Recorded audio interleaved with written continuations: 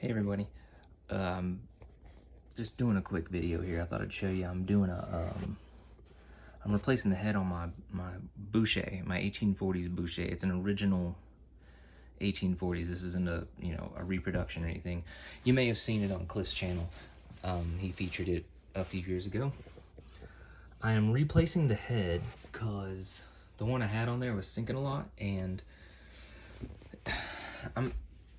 I'm trying a technique where I basically set the head, and I'm gonna tell you about this device I've made up in a minute, but I set the head, and then once it's dried, you let it dry for 18, 24 hours, something like that. I then take the head off because it retains its shape, and spray it with this Cobbler's water stain and repellent spray. Now, I know what you're thinking, how does that affect the head? Well, I figured I'd try it on that Dobson I was showing you guys a little while back, and pardon the mess in my room, it is really a mess. I did it on this. It didn't change the tone at all. However, I played with this outside, and granted, this is a very thick head, and so is the one on the Boucher, but I played with it outside and the head didn't sink at all. So maybe it's something you'll want to try. Anyway, so yeah, there's the neck for my Boucher, ready to go back on whenever. My Boucher actually sits right there between those two violins. You may have seen pictures before. Anyway, so I've made this contraption up. So if any of you have a Boucher out there, all of you come flock to me real quick. This is how I replace the head now. I've made this contraption. It's basically a very strong plywood, but very, very strong. And believe it or not, these Dobson rims are quite durable. I mean, I've literally, and someone's gonna wince when I say it, I've literally sat on this thing, putting the head on before, and it didn't budge or break or anything like that.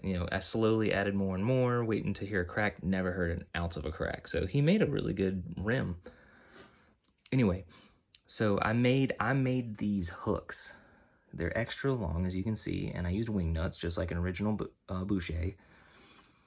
And the reason I did this is because, and it may be because, according to Hank Schwartz, mine is an earlier Boucher, based on the peg head and all that stuff. But these are the original hooks and nuts, two of which, I mean, they're all really loose. I mean, you can sort of see the play in that. They're very loose, so they're kind of prone to strip. Two of these, when I got them, were stripped pretty badly. In fact, I think it might be this one. This nut almost just slips by every single one of these. So what I've got here is I have taken some soldering media, which it's basically just lead filled with some kind of flux. I think it's like 63% flux or something like that. But anyway, since it's lead, it's very soft. I flattened some bits out, and I basically just wrap it around the threads here, and then thread on this wing nut, and it helps recreate those threads really well. It's worked quite well. Let me see if I can prop this up and show you. And please, again, pardon the mess. But kind of what I do here is we take, and always, please, when you handle solder or bullets or lead of any kind, wash your hands thoroughly after using it. Anyway, so I kind of hold it, a piece of lead right here, and I thread this. You can see how easily that slips up there. But I start threading it, and oh shoot. And what I do is just kind of make sure it slips right in. And this is gonna be a pain in the butt to do, oh God, while it's on the banjo, but it's gotta be done to use the original ones. But we will, let me try laying it down here. Or just, all right. Oh God. Oh God. All right, so we start threading it in there. Yeah, there we go. And as you can see, I'm actually getting some resistance on there now. So, and because copper or brass is what these are made of, is harder, a lot harder than lead. You see that? So because copper is a lot harder than lead, it just shapes it right onto the old threads.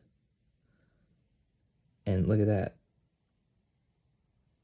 And remember, this one was just slipping right on and off. There's way less movement, and it's actually gripping. I can feel the resistance. You might be able to kind of see my hand resisting, or this thing resisting my hand. And yeah, you just keep threading it on, and you might be able to see in there, there's the copper, or the lead, just sort of taking the place of where that copper thread's been stripped out. You can do this on multiple ways, or you can even, I haven't tried it, but you maybe even just solder some lead onto this surface. And that way, see there, that would be wobbly, super wobbly before, and now it's just being held in there by the lead.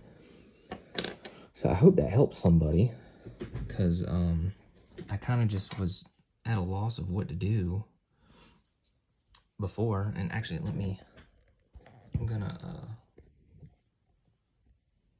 gonna twist this a little bit more so you can see better. But if you look there, you can see how the lead sort of takes the shape of that thread there. So that might help you there. And these are 180, almost 200-year-old pieces of hardware. But the fact that I've got original hardware is very fortunate. And so that's why I use this contraption. I do all the tensioning with these custom-made hooks that I made out of just brass rod that's approximately the same width as those. And that way, if I break one of these, whatever, just make another one. The rest of this banjo is very robust, part-wise. It's just those threads. They're so old that they've been worn out. So hopefully, maybe this will help one of y'all. But yeah, y'all keep picking and ask me any questions you need. Talk to you later.